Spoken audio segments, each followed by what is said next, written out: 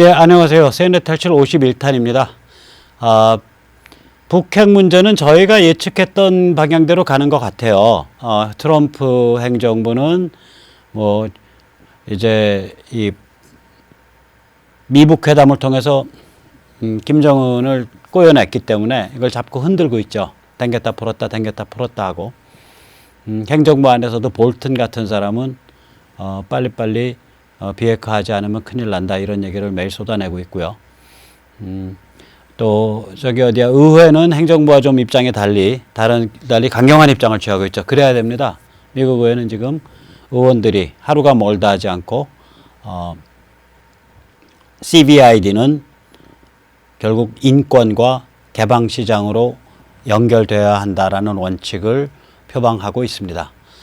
자, 그래서 오늘은 잠시 쉬어가는 의미에서 비도 그저그저 오니까 그 정치 철학을 제가 쓴 개인이라 불리는 기적 이 책을 가지고 개인은 기적이다라는 제목으로 정치 철학을 하겠습니다. 전에 3탄까지 했었어요. 그러니까 이 책이 한 4탄, 5탄에서 6탄까지 갈 수 있는 책이에요. 그렇게 차분하게 얘기가 되거든요. 그래서 이제 오늘은 개인이 기적이다 제 4탄을 하겠습니다. 잠시 이제 그 자료 화면을 좀 보시죠. 뭐 좋거나 싫거나 우리가 이제 현대 문명의 요람은 유럽이죠. 그러니까 또 전에 말씀드렸듯이 인간이 아주 오랫동안 때로 살아왔었거든요. 그 때가 개인으로 자리 잡기 시작한 것도 유럽입니다. 문제가 많던 작던 간에 그래서 유럽을 다시 들여다 봐야 됩니다. 그럼 우리가 아는 바 유럽은 어떻게 시작했나 이걸 보면 2+1이에요. 하나는 뭐냐면 그러니까 이게 5세기, 3세기, 5세기 뭐 이때 그러니까 그 게르만들이 로마 제국을 멸망시키면서 밀고 내려온 데서부터 지금 유럽의 틀이 잡힌 거거든요. 그러니까 이 게르만들은 어떤 사람들이냐면 왕국다운 왕국도 안 만들었어요. 이 사람들은 강, 바닷가, 숲 이런 데가 어우러진 데에서 그러니까 부족별로 아주 살아온 단순하고 소박한 강골의 자유인들이에요. 이 야만인들이죠. 자유야만인들이라고요. 이 사람들이 로마 제국으로 밀고 내려와서 이제 기독교 신앙을 채택을 하죠. 그리고 그 당시에는 아직 그리스 로마의 지식은 다 흡수를 못해요. 그 방대한 지식은, 세련된 지식은. 그건 나중 일이에요.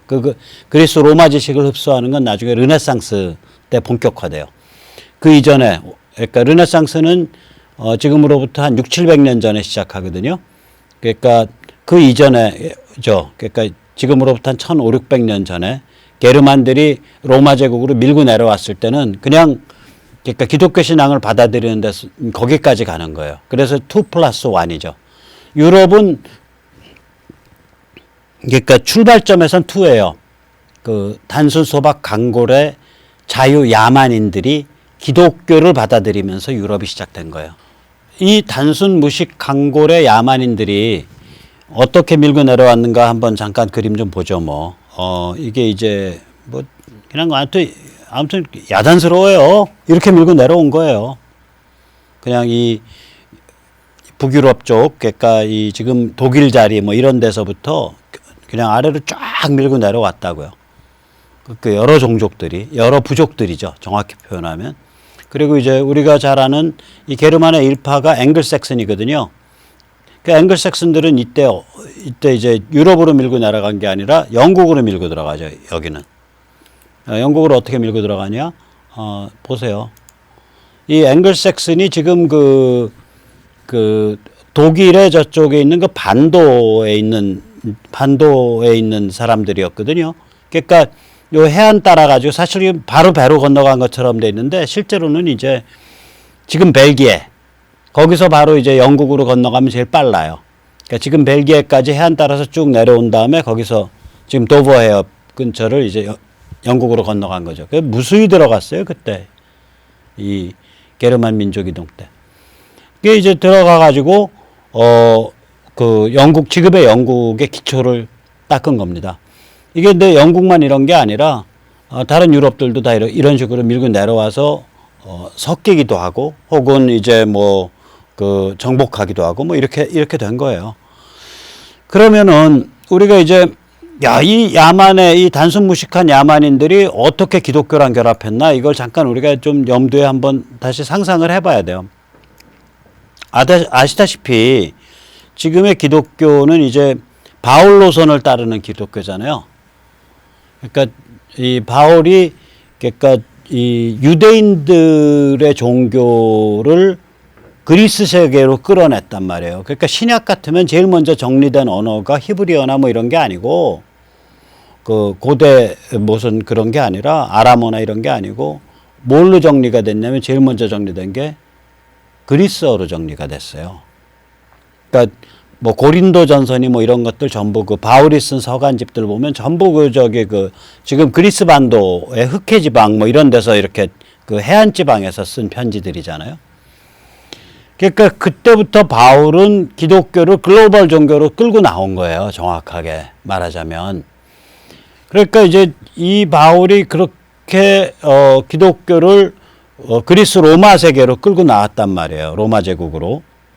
그러니까 끌고 나오고 나서 나중에 한 3, 4세기 지나서 게르만들이 밀고 내려왔을 때 그래서 로마 제국을 정복했을 때 기독교를 접하게 되잖아요.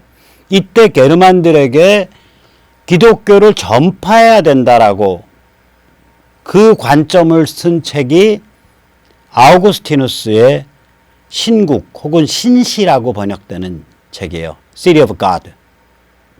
그러니까 이게 신국이라고도 번역이 되고 신시라고도 번역이 되는데 이게 5세기 초에 나오거든요. 이 책의 기본 개념은 뭐냐면 아직 국가조차 제대로 만들지 못하는 이 자연 속의 야만 자유인들이라고 해요. 자유 야만인들에게 이러한 단수 소박 강골의 자유인들에게 로만 카톨릭이 제공하는 국제적 신앙체계, 상징체계를 이용한 국가 제도를 결합시키자는 거예요.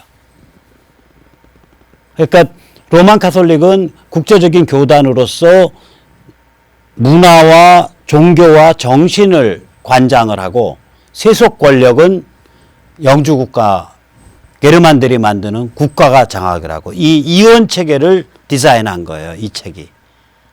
그러니까 이 이원 체계로 1000년이 가죠. 그러니까 엄청난 책입니다.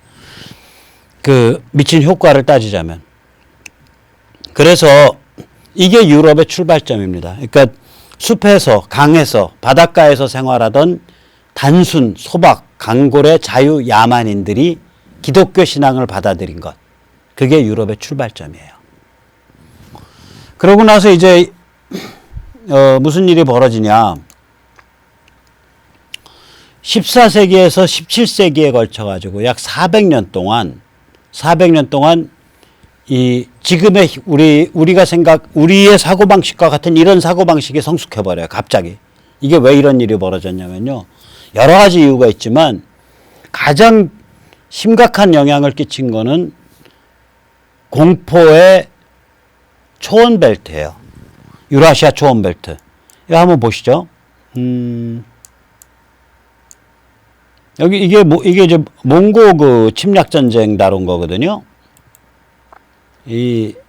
보시면은 이게 얼마나 공포스럽냐면 여기가 이제 카스피해잖아요. 여기 흑해고요. 이 흑해 카스피해 언저리에서부터 내몽고까지 이게 유라시아 초원 벨트예요. 크기가 얼마나냐면 미국 본토만 해요. 이 초원 바다의 크기가. 혹은 지금 중국만 해요. 그러니까 무지무지한 크기의 초원이 펼쳐져 있고 이게 전에 제가 말씀드렸지만 10세기에 편자가 나왔단 말이에요. 말발굽에 이렇게 채우는 U자형 쇠붙이 편자가 나옴으로써 그전에는 부드러운 흙밖에 못 밟았었는데 이제는 기마군대가 못 가는 데가 없게 된 거예요. 그래서 드디어는 처음에는 그걸 이용해서 대대적으로 휩쓴 게 거란이에요. 거란이 몽골족의 일족이에요. 거란이나 선비는 다. 그러다가 이제 몽골 본류가 튀어나오죠. 그게 13세기 초부터 아니에요.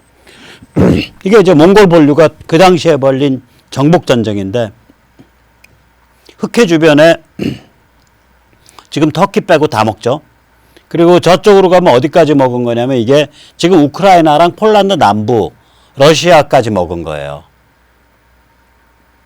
그러니까 이 하나님을 믿고 자유스러운 그 야만인으로서 살아왔던 사람들이 하나님을 믿는 중세국가를 만들었는데 이게 동쪽으로부터 듣도 보도 못한 공포스러운 무력이 그냥 침공을 한 거라고 이게. 그래서 이제 뭐 300km 박, 500km 박, 800km 박까지 그 공포스러운 무력이 온 거 아니에요. 거기다가 이거 올 때 흑사병까지 같이 와요. 우리 흑사병 패스트가 이 몽골 기마군단 움직임 때문에 나왔다고 그렇게 확 퍼지게 됐다고 지금 추정이 되거든요. 그러니까 이제 이게 굉장히 커다란 정신적인 충격을 줘요. 이 13세기의 이 몽골 침입 사건이.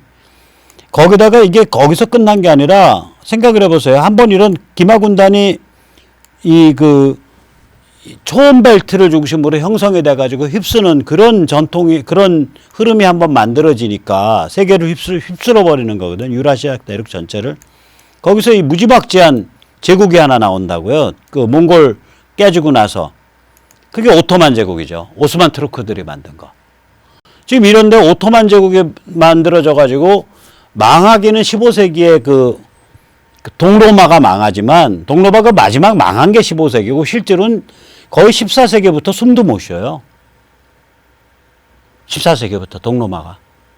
그러니까 그리스 전체가 막 이게 그리스잖아요. 위에 있는 노란 게 왼쪽 위에 있는 노란 그리스 땅이네. 이게 다 짓밟히니까 이 그리스에 있던 그 세련된 지식인들이 전부 유럽으로 흘러 들어온다고요. 14세기에.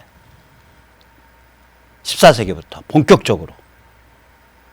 그래서 그래서 이제 이 유럽 쪽에서 그리스 로마를 정확하게 이제 옛날에 무슨 사람들이 무슨 생각을 했고 무슨 책을 썼는가를 정확하게 흡수한 거예요. 그래서 우리가 르네상스라 그러면 뭐 예술의 레오나르도 다빈치나 무슨 뭐 저거를 생각을 하는데 미켈란젤로 그런 게 아니에요. 그 르네상스는 굉장히 협회한 이름이에요. 굉장히 좁은 의미고 이거를 뭐라고 저는 표현해야 될지 모르겠는데 14세기에서부터 17세기에 걸쳐서 우리로 치면 이게 언제냐면 고려 말에서 효종 때까지예요. 이 14세기에서 17세기에 걸친 400년 동안 인간의 상징과 정신의 각 분야에서 지금 현대와 같은 그런 게 형성이 돼요. 그러니까 무슨 예술이냐 그림이냐 이런 거 다 떠나서 그런 거 훨씬 더 넘어요. 제일 중요한 거는 개인과 신앙이에요. 로만 카톨릭만 해도 로만 카톨릭을 이렇게 서양에서 그러니까 프로테스탄트들이 이렇게 좀 비아냥거려서 부를 때 교황 떨거지들 그렇게 부르거든요. 페이피스트. 포프의 변형된 말이죠. 페이피스트. 그러니까 교황주의자들, 교황 떨거지들 이렇게 부른다고요. 그러니까 교황이나 신부를 매개로 해서 이 하나님을 만나는 게 아니고 이때 14세기부터 이 흐름이 명확해지는데 개인이 신 앞에 직접 서겠다라는 거예요. 그러니까 신 앞에 단독자죠. 그리고 중간에 예수고. 예수를 통해서 예수의 가르침을 따라서 신 앞에 예수도 신이니까 삼위일체에 의하면 성부와 성자와 성령이 같다면서요. 그러니까 성자가 예수니까. 그러니까 예수를 통해서 신 앞에 단독자가 되는 것. 이런 컨셉이 생기는 거예요. 이때. 이거 무시무시한 컨셉이에요. 이게 지금 기독교 개신교의 기본 개념이잖아요. 이미 14세기에 위클리프가 이거를 얘기를 하고 영국에. 체코의 후스가 15세기에 얘기를 하고요. 독일, 프로시아 지방의 루터가 16세기에 얘기를 하고요. 영국의 틴데일이 16세기에 얘기를 해요. 이 관점이. 그러니까 이게 그때 잡힌다고요. 그러니까 저는 르네상스라는 이름을 쓰기가 싫어요. 그리고 인본주의라는 이름도 쓰기가 싫어요. 왜 그러냐면 저는 교회 문턱 바깥의 사람이지만 신 앞에 단독자라는 그런 개인에 대한 개념은 개인에 대한 개념은 종교에서부터 나온 거예요. 어떻게 보면 개신교, 그러니까 프로테스탄트에서 나왔다니까요. 거기서 정립이 돼버려요. 개인이 뭔가는. 제가 여기서 조금 이따 다시 현대 신학의 아버지라고 일컬어지는 이제 저기 어디야 누구죠? 키에르케고르 거를 다시 좀 읽어드릴 텐데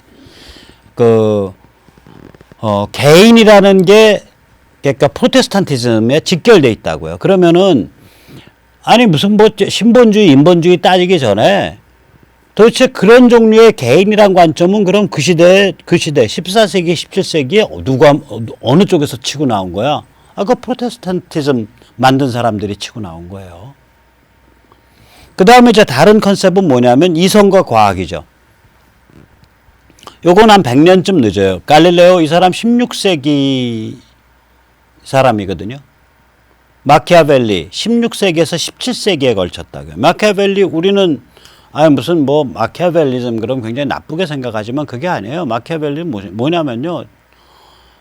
실제로 정치가 어떻게 이루어지는지를 일반인들, 보통 사람들의 언어로 적나라하게 정리해서 표현하겠다예요. 그래서 이 책을 마키아벨리가 라틴어로 안 쓰고 플로렌스, 피렌체, 그러니까 영어로 플로렌스라 그러고 뭐 이탈리아 말로 피렌체라 그러죠. 피렌체 이탈리아어로 쓴다고요. 갈릴레오 똑같아요. 이 사람 피렌체 사람이거든요. 그리고 이제 문학에 가보세요. 문학에 단테 피렌체예요. 데카메론 피렌체예요. 보카치오 둘 다 14세기 피렌체 사람들이에요. 그 다음에 예술로 가보세요. 다빈치 피렌체예요. 미켈란젤로 피렌체예요. 우리가 지금 보는 원근법 필리포 브루넬레스키인가 뭐 그래요. 브루넬스키. 이거 발음이 어려워요. 필리포 브루넬스키 이 사람이요. 피렌체 사람이에요. 이게 왜 피렌체가 이러냐면 그러니까 이탈리아 르네상스 없다고 생각하셔도 좋아요. 이탈리아 르네상스가 아니라 피렌체 르네상스예요. 그래서 이탈리아 여행을 하시면 이쁘다, 뭐 아름답다 이런 거 다 떠나서 반드시 가야 될 곳이 어디냐? 플로렌스, 피렌체입니다. 거기에 가면 르네상스 박물관이 있대요. 저도 아직 못 가봤어요.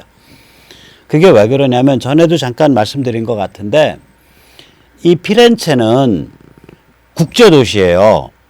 그러니까 강을 끼고 약간 내륙으로 들어와 있는 도시인데 이 사람들이 뭘로 먹고 살았냐면 고급의 양털을 스코틀랜드나 영국에서 수입을 하고 아주 고급의 염료를 터키 언저리 이슬람권에서 수입을 했어요.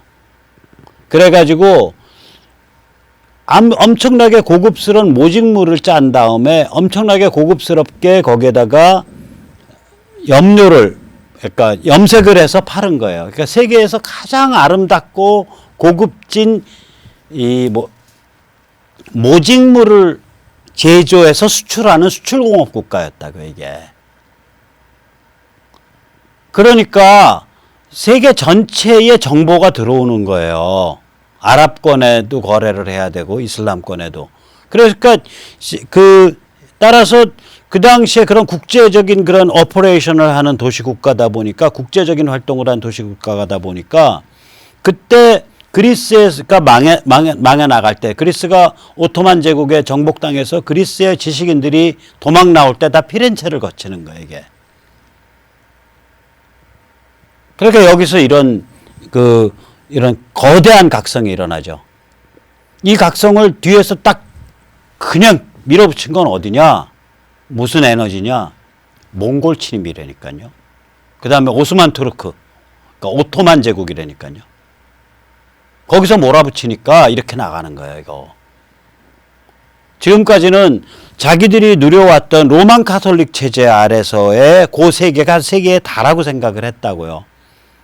그런데 막 저 동쪽에서부터 무시무시한 군사력이 몰아닥치고 그게 이제 좀 지나갔나 싶었더니 여기 바로 지금 터키 흑해 언저리가 전부 또 기마 군단이 지배하는 그런 거대한 제국 오토만 제국이 이게 언제까지 세계 최강의 제국이냐면 한 100여 년 전까지 세계 최강의 제국이에요. 제1차 세계대전 때 없어졌어요. 제1차 세계대전 때. 그전에는 아랍권, 심지어는 에집트까지 다 다스리던 나라예요, 이게. 거대한 제국이라고요. 이 오토만 제국이 그 다음에 거길 다스리고. 이런 거를 보면서 유럽인들이 내가 믿던 하나님은 뭐지? 우리가 봤던 세상은 뭐지? 이걸 고민할 수밖에 없잖아요. 근데 그 고민을 제대로 한 거예요. 우리는 고려 말에서 효종 때까지 꽉 갇혀서 이제 정신이 완전히 갇혀버린 상태인데 유럽인들은 그때 정신이 터졌다고요. 정신이 터지니까 이런 일들이 벌어지는 거예요. 그래서 이성과 과학에서는 갈릴레오, 마키아벨리 사회과학이죠. 그 다음 뉴턴, 이게 17세기 사람이거든요. 영국. 프란시스 베이컨, 영국 17세기예요. 그러니까 17세기 말 1688년이 되면 영국이 입헌 군주국인데 일종의 요즘 기준으로 부르자면 입헌 군주국이라고요. 그러니까 이미 17세기 말까지 14세기 초부터 17세기 말까지 400년에 걸쳐서 우리가 지금 우리와 같은 사고방식이 거의 정립돼 버린 거예요. 관점이나 정신이나 기본 틀이. 문학을 보세요. 단테 14세기 플로렌스 지방의 문학가인데 이 단테 작품이 왜 위대하다고 저는 생각을 하냐면 제 눈에는 단테의 그 신곡, 그러니까 디바인 코미디, 신의 해피엔딩. 그때 코미디라는 건 우리가 지금 하는 깔깔깔 웃는 코미디가 아니라 해피엔딩으로 끝나면은 코미디라고 불렀어요. 단곡의 신의 코미디, 단테의 신의 코미디. 저는 이걸 왜 위대하다고 보냐면 제 눈엔 이렇게 읽혀요. 그걸 읽으면 야, 하나님이 할 일 없다고 복수하려고 처벌하려고 치부책 써서 지옥 운영하는 줄 아냐? 인간이란 동물이 고통을 통해서 정화되고 고통을 통해서 성장하는 거야. 그런 걸로 저는 읽혔어요. 그러니까 그게 아주 근데 이제 워낙 아름답게 그 스토리를 표현을 해놔가지고 그 언어적 아름다움이나 이런 게 어마어마하대요. 실제로 피렌체 이탈리아어로 그 책을 읽으면 그냥 소름이 쫙 끼친다 그러더라고요. 그러니까 이런 문학들이 그때 이미 나왔고, 캔터베리 얘기가 아마 13세기인가 14세기에 나오죠, 영국서. 셰익스피어는 17세기고. 셰익스피어 작품은 약간 고어스럽지만 이미 지금 우리가 쓰는 영어가 다 거기에 완성되어 있고요. 지금 우리랑 똑같은 종류의 현대적 작품이에요. 우리가 써도 그렇게 써요.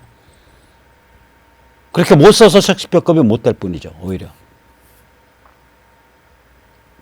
그러니까 사상을 보면요. 우리가 계몽주의다 뭐다 하지만 유럽에서 계몽주의 떠든 게 18세기인데 이미 17세기에서 영국의 존 로크가 계몽주의를 완성하거든요, 사실은.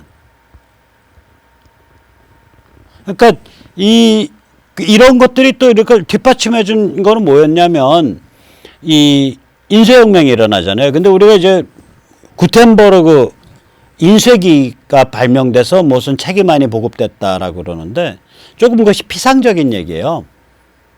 피상적인 얘기고 뭐를 물어봐야 되냐면 야, 종이는 어떻게 됐냐? 저는 솔직히 말하면 인쇄기보다 종이혁명을 더 쳐줘요. 종이가 대량 생산될 수 있어야 인쇄가 될 거 아니에요. 종이가 귀한데 무슨 인쇄를 해요. 종이가 귀한데. 우리 한지 같은 종이 갖고는요, 귀해서 인쇄 못해요. 무슨 방법의 종이를 만들기 시작하냐면 그게 아마 15세기쯤 될 거예요. 스페인 지역에서 유대인들이 만들기 시작하는데, 스페인 지역에 살던 유대인들이. 그게 뭐냐면 넝마를 가지고 이 옷이요, 옷.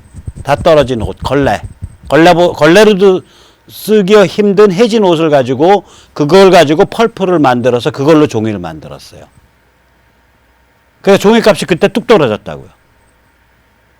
그러니까 종이값이 떨어지니까 인쇄를 할 수 있고, 인쇄를 할 수 있으니까 책을 찍고, 책을 찍으니까 책을 찍을 수 있게 되니까 이런 사람들이 자기 글을 대중언어로 쓰는 거예요. 갈릴레오도 자기 글을 대중언어로 썼거든요. 라틴어로 안 썼다고요. 플로렌스 지방의 이탈리아어로 썼다고요. 마키아벨리도 그렇고요. 뉴턴은 저기 라틴어로 썼을 거예요. 프린키피아라는 수학책을. 그 사람은 수학자니까. 프란시스 베이컨은 당연히 영어로 썼고요. 이때 비로소 개인과 이성이 자리 잡은 거예요. 이 400년 동안. 안 죽을래니까. 언제 또 몽골군 같은 게 몰려올지 모르니까. 언제 또 이 오토만 제국, 그러니까 지금 두 번째 그림에서 보였듯이 지금 터키랑 그리스 일대를 지배한 제국이 힘을 길러서 유럽을 덮칠지 모르니까 유럽 사람들은 이쪽으로 확 머리를 틔우는 방향으로 가버린 거죠. 머리를 틔우는 방향으로. 이게 위대한 점프였었어요. 여기서 개인이 확립된 거예요. 자, 그러면 그런 위대한 일이 그럼 끝까지 잘 갔냐? 아니에요. 18, 19세기 때는 한편으로는 엄청난 번영이 이루어졌는데 다른 한편으로는 아주 불길한 징조가 만들어져요. 한번 보시죠. 18세기에 아주 의미심장한 책이 영국에서 나와요. 조나단 스위프트의 걸리버의 여행기. 우리는 우화라고 생각하지만 그렇게 생각하지 마세요. 걸리버 여행기 전체, 걸리버 여행기나 돈키호테 같은 책은요. 사실 이건 어린애용으로 이렇게 축약한 거 못하게 그거 금지해야 돼요. 어렸을 때 그거 얄팍하게 축약해 놓은 거 그림 사파 있는 거 읽어놓고서 자기 돈키호테 안다고 생각하거든. 자기 걸리버 여행기 안다고 생각해요. 아니에요. 전혀 달라요. 제발 그 원전을 읽으세요. 원전을. 그럼 돈키호테만 해도 우리는 그 기사도를 비웃은 책이야. 하지만 원전을 읽다 보면 야, 이게 기사도를 비웃은 거야? 아니면 기사도가 없어져 버린 세태를 비웃은 거야? 헷갈릴 정도로 심오하거든요. 걸리버 여행기도 그래요. 우린 대인국 가고 소인국 가고 어쩌고 저쩌고 여행을 했고 이렇게 읽지만 천만에요. 그 책은요, 뭐냐면, 야, 유럽인들, 야, 영국인들, 너희 지금 세계를 휩쓸고 다니기 시작했지. 오케이. 너희가 정말 잘난 종족이야. 큰 틀에서 보면 너희라는 건 결국은 너희보다 조금 더 기술이 좀 강한 데 만나면 너희는 버러지 같은 놈들이 되는 거고, 너희보다 좀 기술이 약한 어디 아시아나 아프리카로 가면, 인도 같은 데 가면 너희는 굉장히 지배자 같이 되는 거잖아. 이게 얼마나 참 애달픈 일이냐. 이 얘기예요. 그래서 그 책의 맨 마지막이 인간의 교만, 아집, 이러한 악덕을 넘어선 생명체가 다스리는 땅을 그린다고요. 그 생명체가 말이에요. 말, 지능을 갖춘 말. 그래서 그 생명체를, 이제, 하고 불러요. 이에요. 이름이, 진짜로. 근데 그걸 우리나라 번역본은 후이놈이라고. 근데 후이놈이 아니에요. 그, 진짜로 발음해봐라요. 이렇게 발음해야 돼요. 그러니까 우리나라 말로 꼭 번역을 하려면 우휘잉이에요. 우휘잉. 우잉. 그거라고요. 그 말이 그 숭고하고 지능을 갖춘 숭고한 생명종인 말과 같이 생긴 생명종이 다스리는 땅에서 인간은 굉장히 비루한 야만적인 노예로 살죠. 야후. 그때 인간의 존재 이름이. 그래서 그 검색 엔진 야후닷컴이 거기서 나온 거죠. 이 걸리버 여행기 맨 마지막 그 결론 부분에 가면 자기는 영국에서 지금 살면서 이 영국인들의 그 편협함과 그 교만함에 질렸다. 자기는 항상 그 우잉의 그 숭고함과 그 넓은 비전과 이런 것을 지금도 그리워한다. 자기가 우잉을 만났을 때 경험했던 이런 얘기예요. 그러니까 이게 그냥 어린애 게 아니에요. 그 세태, 특히 이제 전 세계를 주름 잡아가기 시작하는 유럽 문명에 대한 경고장이라고 이게 걸리버 여행기가. 근데 이런 거랑 상관없죠. 1700년대 중반에 프러시아와 영국이 한편이 되고 프랑스, 러시아 이런 데가 한편이 돼서 7년 전쟁 벌리죠. 그래서 100만 명이 죽어요. 그 시대에. 그러니까 지금부터 한 80년 전 되나요? 100만 명이 죽고요. 윈스턴 처칠은 그래서 이걸 제1차 세계대전이라고 불려요. 이 7년 전쟁. 7년 전쟁의 결과 프랑스가 폭망해요. 프랑스가 뭐 동인도 제도니 어디니 뭐 다 갖고 있던 저기 식민지를 다 뺏겨요, 영국한테. 이때. 그 다음에 또한 몇십 년, 그로부터 몇십 년 지나서 18세기 말이 되면 러시아, 프러시아가 짜고서 폴란드, 멀쩡한 나라예요. 폴란드 굉장히 민주적이었고요. 가장 민주적인 국가였어요, 유럽에서. 폴란드를 침공해서 그걸 딱 갈라먹어버려요. 그러니까 완전 약육강식이 돼버린 거예요. 폴란드를 그냥 멀쩡하게 침공해서요, 그냥 갈라먹었다니까요, 두 나라가. 거기다가 이제 막 그렇게 프러시아 자라나오지, 영국도 엄청나지. 그러니까 프랑스는 열등감이 많을 거 아니에요. 열등감이 생기죠. 그 열등감이 폭발한 게 프랑스 혁명이라고요. 1789년. 이 10년 동안 피해 혁명이 휩쓸어요. 10년을 피해 혁명이 휩쓰는데, 이 피해 혁명이 휩쓸면서 혁명이 유행이 돼가지고 다른 나라로 막 번져나가려 그러니까, 그때 저의 스승님 에드먼드 버크께서, 제가 그냥 일방적으로 스승으로 모신 거예요. 에드먼드 버크죠. 우리가 흔히 영국 보수주의의 아버지라 그러는데, 실제로는 영국 보수당이 아니고요, 영국 자유당 소속이에요. 개혁 많이 한 사람이에요, 엄청나게. 에드먼드 버크가 이런 말을 합니다. 한번 보세요. 좀 길지만 읽어드릴게요. 그러니까 충성과 정직과 같은 기사도 정신으로 표현된 숭고함이야말로 사회의 위아래를 통합하는 원리다. 이 숭고함을 헌신짝처럼 버리고 이제 사람들은 이론으로 무장한 반역 세력이 됐다. 그에 대한 반발로 앞으로 지배층은 책략으로 무장한 폭군 세력이 될 것이다. 종교도 명예도 당당한 자긍심도 없는 나라, 경제가 거덜난 나라는 그 앞날이 뻔하다. 프랑스의 이른바 혁명의회 지도자들이 말하는 자유는 이미 자유가 아니며 그들의 현란한 이론은 거만한 무지일 뿐이다. 그들이 떠버리는 인간성은 동물적 야만성일 뿐이다. 아, 프랑스여, 너는 무슨 일을 저질렀는가? 유럽의 고귀한 것들 중 얼마나 많은 것이 너로부터 샘솟아 나왔던가? 그러나 이제 너 자신의 행위에 의해 그 샘은 막혔고 오염되었다. 이렇게 통탄을 했어요, 프랑스 혁명에 대해서. 이 혁명이 어떤 거였냐면, 우리가 일본 애들이 잘못해놓고 유럽 애들이 잘못해서 마치 무슨 프랑스 혁명이 대단히 위대한 것처럼 돼 있는데요. 요새 20세기 후반에 지난 한 20, 30년 전부터 그 혁명의 속살이 다 밝혀져서 이제 프랑스 혁명 위대하다고 함부로 떠드는 사람이 유럽에도 없고 일본에도 없어요. 우리만 무식해서 계속 그 소리를 떠들어요. 우리만 무식해서. 실제로는 서양사에서는 이미 다 정리됐어요. 프랑스 혁명에서 나중에 전체주의, 공산 전체주의나 나치즘, 파시즘과 같은 광기가 나왔다는 게 다 밝혀졌다고요. 그 프랑스 혁명 때 제일 사람들 잘 선동한 마라라는 인간이 있어요. 얘는 소매치기 절도범 출신의 전과자인데 이 치고 이런 연설을 했다고요. 당대 최고의 연설가 중에 하나예요. 마라가 군중 앞에서 뭐라고 연설하냐면, 사람 대가리를 5, 600개쯤 잘라내면 자유와 행복을 굳힐 수 있습니다. 마음이 약해져서 이 일을 하지 못하겠다고 인정을 보이다간 우리의 무기, 우리의 공격이 무뎌지게 됩니다. 여러분, 지금 우리는 적들을 공격해야 합니다. 머뭇거리다간 우리의 형제들 수백만 명이 죽게 됩니다. 여러분, 적들이 승리하게 됩니다. 우리의 피가 냇물처럼 흐르게 됩니다. 적들은 가차없이 우리의 목을 따고 우리 아내의 배를 갈라 창자를 끄집어낼 것입니다. 적들은 피 묻은 손으로 우리 애들의 내장을 끊어내어 자유를 향한 우리의 목마름을 영원히 지워버릴 것입니다. 살벌하죠, 선동. 이렇게 선동했어요. 이게 마라의 선동문이에요.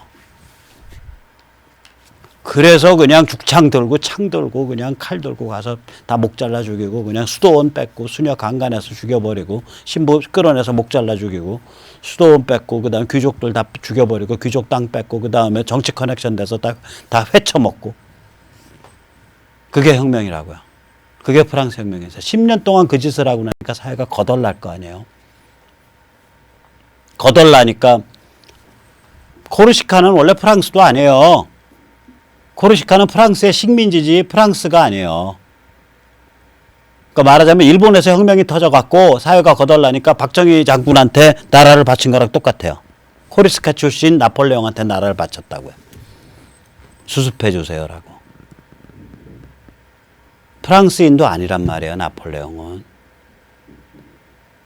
그러니까 정확히 말하면 한 22년쯤 되고요. 나폴레옹 시기 15년까지 하면 정확히 하면 22년 되고, 그냥 프랑스 혁명기와 나폴레옹 시기 딱 합쳐서 25년 동안 내내 전쟁인 거예요. 나폴레옹이 들어와서 뭐 했냐? 근대 국가를 만들었죠. 제도 개혁하고, 군대 개혁하고, 군인 제도 개혁하고, 근대 국가 만들어가지고 전쟁 쳐버리면서 유럽 정복한다고 나갔다가 전부 피폐해졌죠. 그게 25년의 결과물인 거예요. 혁명 10년, 나폴레옹 15년. 피와 전쟁과 피폐함으로 결정되고. 프랑스 거덜났다고 이때. 지금 우리가 프랑스를 뭐 선진국으로 봐요. 가보면 지저분하고. 전 프랑스 갔더니 전 별로 이미지 안 좋아요. 아니, 그 지하철 가면 화장실이 없어가지고 전부 똥냄새, 오줌 냄새.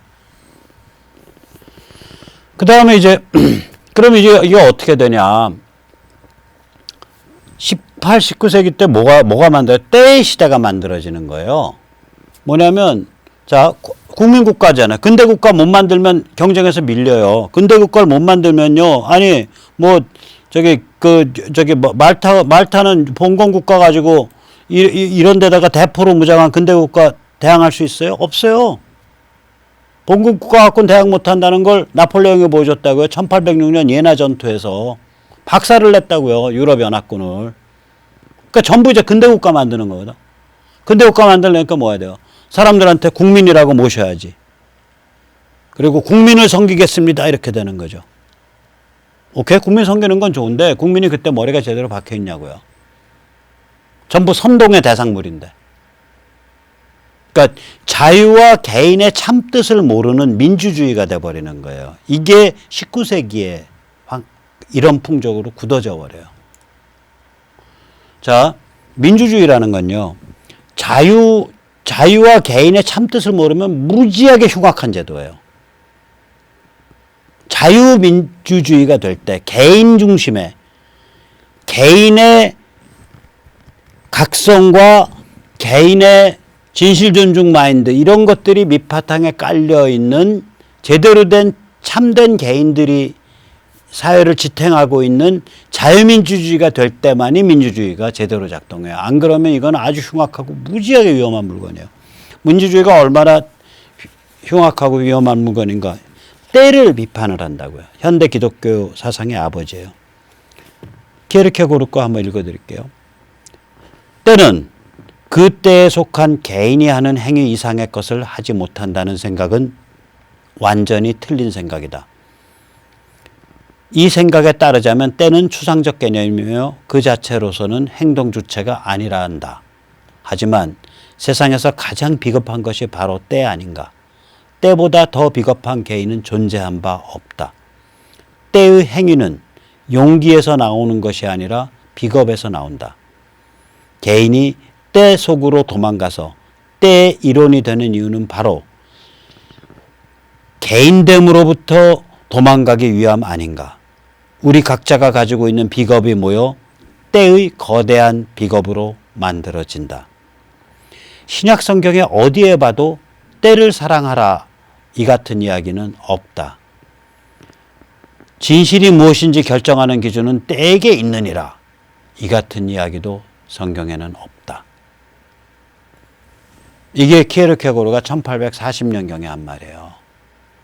이미 공포스러운 때가 등장했고 그 때가 국민이란 이름으로 민주주의란 이름으로 그 비겁의 군대, 그 비겁의 물결, 그 비겁과 탐욕의 물결이 다가오고 있는 것을 느끼고 전율을 하고 있는 거라고요. 지금 우리 눈앞에 보고 있는 거 그거 아니에요? 대한민국에서? 전대협 출신, 주사파 출신들이 온 국민을 진실이란 무엇인가에 대해서는 무감각한 때로, 개돼지로 만들어서 그걸 거대한 물결로 만들어가지고 밀어붙이고 있는 거 아니에요? 당시 유럽인들이 그거보다 더 큰 공포를 느꼈다고요, 여기에. 그래서 이 때에 대한 그런 이야기를 해요. 그러니까 민주주의라는 건요. 다시 한번 말씀드립니다. 자유 혹은 진실 존중의 개인을 바탕으로 한 자유민주주의가 아니면 민주주의는 가장 흉악하고 가장 포악한 때의 광란이 됩니다. 이거는 100% 그래요. 민주주의는 개돼지의 것이에요. 자유를 떼내고 진실 존중을 떼내고 나면 개돼지의 것이 민주주의입니다. 자, 그러면 18, 19세기 때 19세기 말쯤 되면 뭐가 되냐? 국민이라 불리는 때가 과학기술을 한편으로는 발전시키고 한편으로 근대 국가제도를 발전시킨 거예요. 국민이란 때를 이루면서.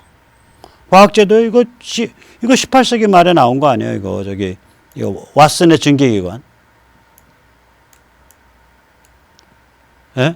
그 다음에 요게 이쁘게 생긴 무슨 이 기계예요. 얘 때문에 남북전쟁 났어요. 남북전쟁 얘 때문에 난 거예요. 이게 휘트니 엔진이란 물건인데 이게 뭐냐면요. 이 목화가요. 제일 문제가 뭐냐면 목화를 기르고 따는 것까지는 흑인 노예를 하는데 딴 목화에서 씨를 빼내는 게 제일 어려워요.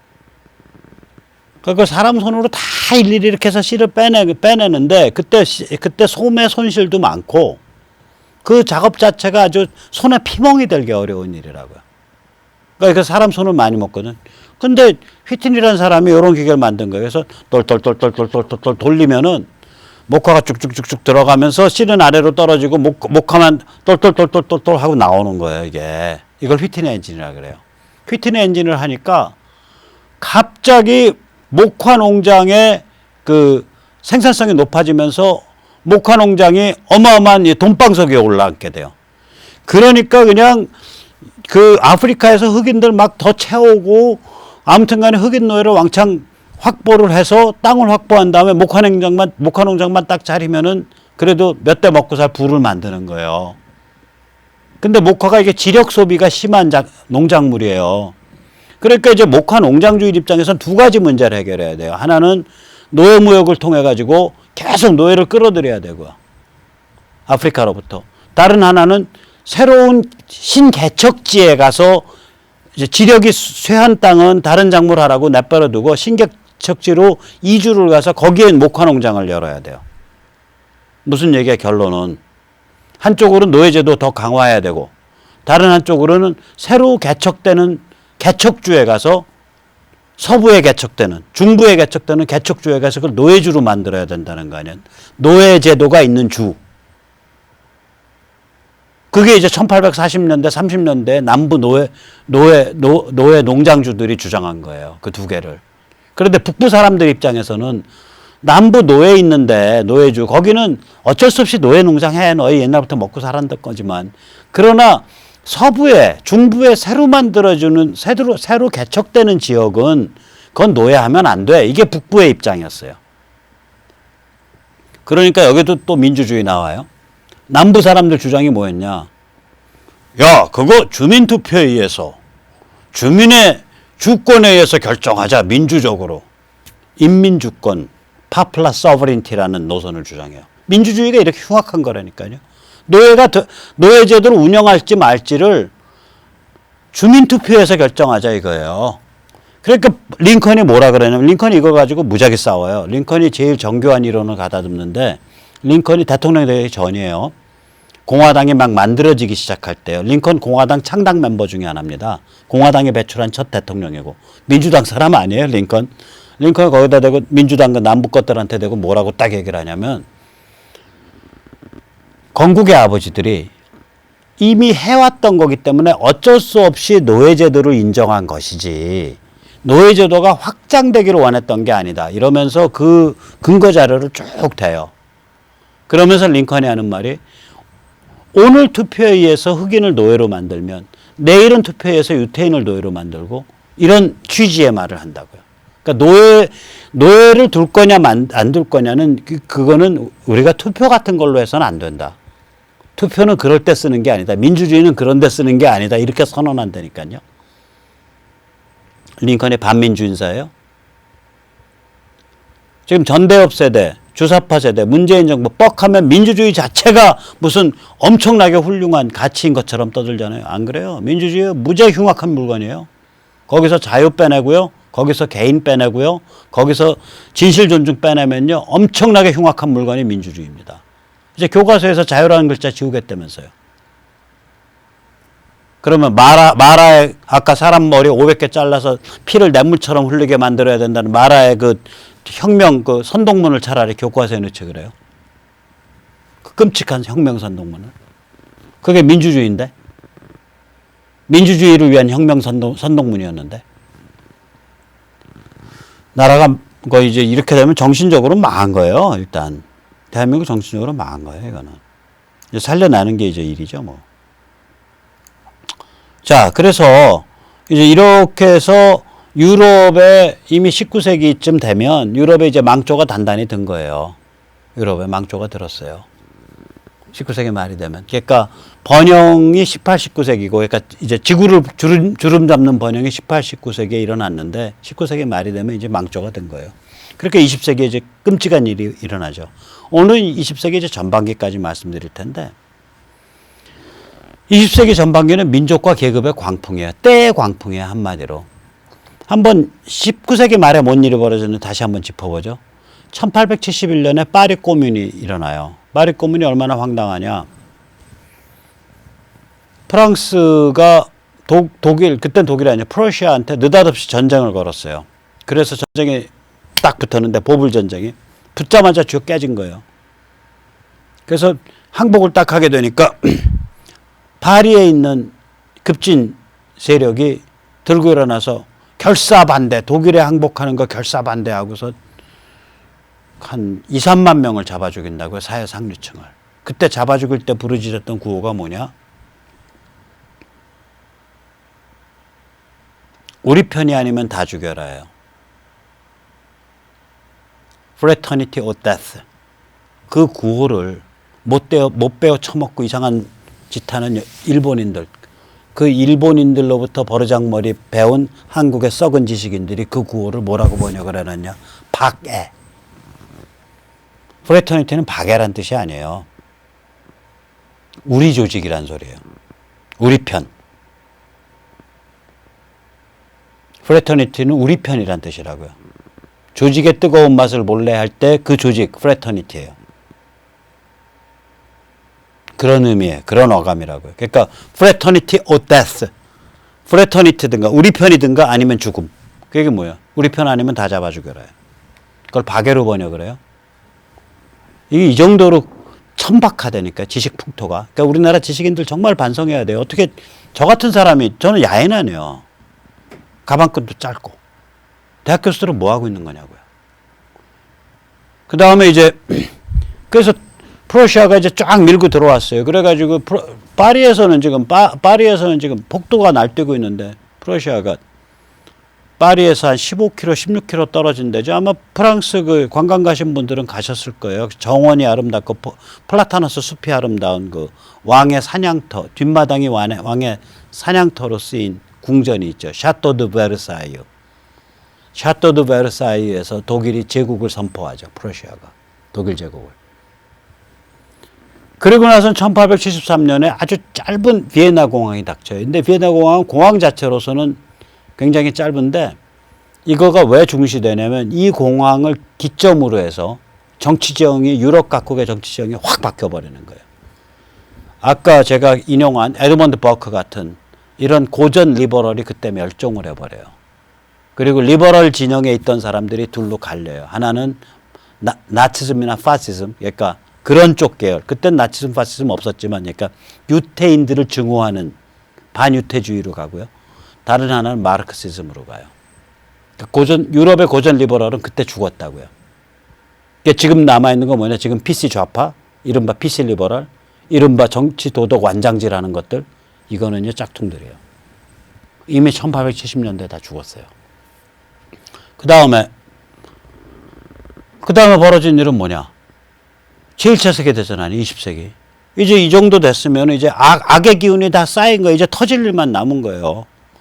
제1차 세계대전이요. 유럽인들끼리 이 문명인들 아니에요. 유럽 애들. 그 당시에 자기들은 유럽인들은 문명인이고 저 백인이나 황인종은 다 야만이라 그럴 텐데 이 문명인들끼리 이 모양으로 싸웠다니까요. 무슨 외계인 같죠? 머리에 뒤집어 쓰고 방독면. 염소가스 틀었어요 그때. 서로 상대방한테. 그래 폐가 녹고 내장이 다 녹아요. 눈이 다 다치고 호흡기가 다 녹고 그러니까 이렇게 방독면 끼고서 기관총 쏘고 이러고 싸웠다니까요. 유럽인들끼리 때의 광기죠. 민족이라 불리는 국가라 불리는 때의 광기예요 이게. 그 당시 유럽인들이 이 지경까지 갔다고요. 민주주의라는 게요. 이렇게 되는 거예요 이거. 민주주의요? 이게 민주주의의 참모습이에요. 만약에 민주주의로부터 자유를 드러내고요. 민주주의로부터 진실 존중을 드러내고요. 민주주의로부터 개인을 드러내고 나면 이렇게 돼요. 자유와 진실 존중을 드러내고 나면. 특히 진실 존중을 드러내고 나면 이렇게 된다니까요. 그러니까 자유민주주의가 아닌 일반 민주주의 이렇게 가버려요. 자유민주주의는 제도이기 전에 멘탈이에요. 진실 존중이 없으면 자유민주주의가 성립을 안 해요. 지금 한국에서 자유민주주의가 이렇게 위기에 몰린 거는요. 우리 같은 민초 시민, 기본 틀, 그 다음에 사회 지도층 이런 데 진실 존중 마인드가 약해서 그래요. 박근혜 대통령 잡아놓는 거 보세요. 거기에 무슨 진실 존중 마인드가 있어요. 그 고매하신 헌법재판관, 재판관님, 고매하신 법조계 판사님, 고매하신 검사님들한테 요만큼이라도 진실 존중 마인드가 있는 인간들이 군데군데 있었으면 그런 일 벌어졌겠어요? 그 당시에 여당인 새누리당의 범털 정치인들한테 요만큼이라도 진실 존중 마인드가 있었으면 그런 일 벌어졌겠어요? 민초가 오히려 그거를 좀 알아요. 그러니까 이제부터는 우리 민초서부터 그걸 짜서 받쳐줘야 된다니까요. 이게 짜서 받치기 시작하면 금방 주사파 전대협 세력은 금방 가요. 핵심은 거기 있는 거예요. 자, 그 이제 이런 전쟁을 쳐버렸다고요. 이게 제1차 세계대전의 민낯이에요. 유럽인들끼리 벌인 전쟁이요. 그러니까 이제 여기서 이렇게 됐고요. 여기서 이런 일 벌어지니까 뭐예요? 당연히 유럽의 변두리에 있으면서 유럽의 열등감을 심하게 느껴왔던 황당한 나라 있죠. 러시아 제국. 짜르가 지배하는. 러시아 제국은 내가 한 달이면 유럽 넘어서겠다고 공산주의 통해서 이렇게 가는 거죠. 이게 이 흉악하게 생긴 할배가 이게 러시아 공산혁명의 아버지인 레닌이에요. 제가 이 사람이 누군지도 모르는 순진한 정신과 의사한테 레닌 사진을 한번 보여줬더니 자기가 본 인간의 관상 중에 제일 공격적이래. 맞더라고요. 이게 공산주의 피바다를 실제로 만든 인간이거든, 레닌. 그러니까 러시아는 완빵에 전쟁도 이제 패색이 짙으니까 한 번에 자기들은 저걸로 나서겠다고 이제 선진국으로 공산주의 통해서 계급의 때로 가버린 거예요. 그러니까 그 다음에 이제 뭐예요? 그렇게 되니까 그 다음에 이제 막 가는 거예요. 판이 뭐냐면 자 보세요. 진실을 존중하는 마인드를 중심으로 그게 있어야 존엄한 개인이 되거든요. 진실 존중 마인드가 없으면요. 존엄해질 가능성이 있는 개인이지 그냥 유인원이에요. 오히려 유인원 때 잘 모여서 자기 먹거리 잘 챙기고 자기 섹스 잘 챙기잖아요. 자기 새끼 잘 챙기고 침팬지나 고릴라나 진실 존중 마인드가 있을 때 그게 존엄한 개인이 되는 거예요. 그럼 아직 진실 존중 마인드가 뭔지 모르고 우왕좌왕하는 사람들만 있어요. 그런 거 유인원 때라고요. 정확히 냉정하게 말하면 그렇잖아요. 그러면 유인원 때가 국민이란 이름으로 거기다가 과학기술을 갖고 무기를 갖췄어? 그럼 흉악한 일 벌어질 수밖에 없죠. 계급이란 이름으로 때를 갖췄어? 흉악한 일 벌어질 수밖에 없는 거예요. 계급이란 이름으로 거기다 앙심을 입에다 그냥 단단히 물었어요. 사회를 부숴버리겠다는. 수천만 명 죽어나가는 피바다 펼쳐지죠. 당연히. 계급혁명의 피바다. 그러니까 다 그럴 때 그게 무엇의 이름으로 이루어지냐? 숭고한 민주주의의 이름으로 이루어집니다. 진실 존중에 바탕한 개인. 그것을 나타내는 자유민주주의가 아닌 일반 민주주의는 그 앞에 그걸 떼버린 때의 민주주의는 그러니까 민주주의는 두 종류가 있는 거예요. 자유민주주의와 때의 민주주의가 있다고요. 히틀러도 민주적 선거에 의해서 집권했습니다. 1933년도에. 그러니까 때의 민주주의에서는 이거는 때의 민주주의는 인간이 특히 근대적 국가제도를 갖추고요. 때의 민주주의가. 근대적 과학기술, 현대의 과학기술과 현대의 국가제도를 갖추면요. 이 때의 민주주의는요. 이 민주주의란 이름으로 저질러지는 때의 행태는 극악무도한 거예요. 인류 역사상 어느 경우보다 더 극악무도한 거예요. 북쪽에서 보이잖아요. 휴전선 북쪽에서. 조선 민주주의 인민공화국이잖아요. 이게 우리가 그래서 이게 때의 민주주의인가 자유민주주의인가 잘 구별해야 돼요. 그리고 때의 민주주의인가 자유민주주의의 그 구별점은 뭐냐? 개인에 있어요. 근데 개인이 언제 나오냐? 진실존중이 있어야 나오는 거예요. 문화에, 기풍에. 진실존중이 확립이 안 돼 있으면 이건 되담한 개인이에요. 진실존중이 확립이 안 돼 있으면 그건 개인이 아니라니까요. 거의 유인원에 가깝다니까요. 꼴만 사람이지 호모 사피엔스지. 자, 그러면 이런 때의 민주주의, 괴물민주주의의 전성시대가 20세기 초반이에요. 그러니까 최악의 재앙이 나중에 또 닥치죠. 1918년에 1차 세계대전 끝나고 나서 불과 20년 만에 최악의 재앙이 또 닥치죠. 37년부터 일제는 중국 본토를 향해서 침략을 했고 39년부터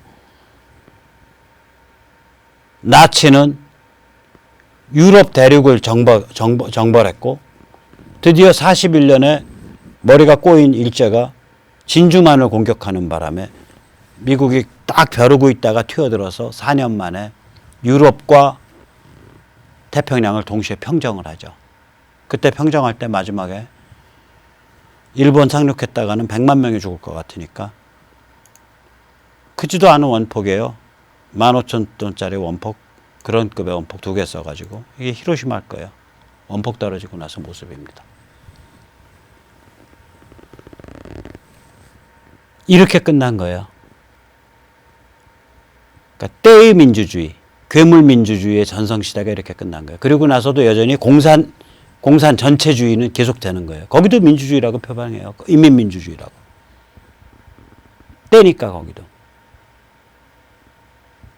자, 그래서 우리가 이 개인이 무엇인가, 개인이 제대로 된 개인이라는 건 그 또한 그러한 개인을 전제로 하고 그러한 개인에 의해서 유지되는 운영되는 자유민주주의라는 것은 기적이에요.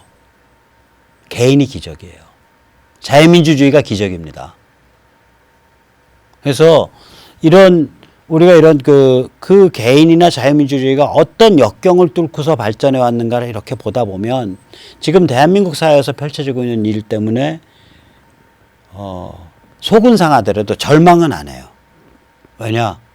인류가 겪어온 여정에 비춰보면 지금 우리가 겪는 어려움 정도는 당연히 겪어야 될 어려움이에요.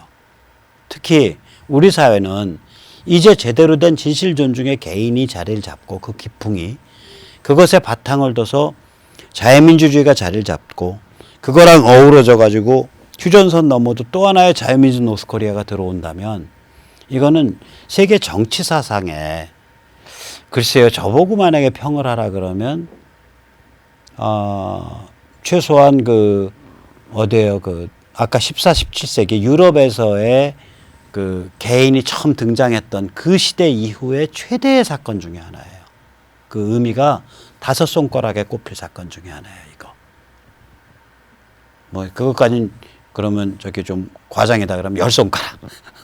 그래서 이런 거대하고 위대한 일을 우리가 운명으로 마주하고 있는 상태거든요. 거대하고 위대하다는 얘기는 어렵다는 뜻이죠. 그러나 좌절할 건 없죠. 왜냐? 심심하잖아요, 인생. 다른 무슨 의미 있는 게 있겠어요, 많이. 이런 그 인류사적 프로젝트에 끌려나간 민족의 한 성원이 됐다는 게 축복이라고 생각하고 사시는 편이 좋습니다. 감사합니다. 오늘 여기까지 모시겠습니다.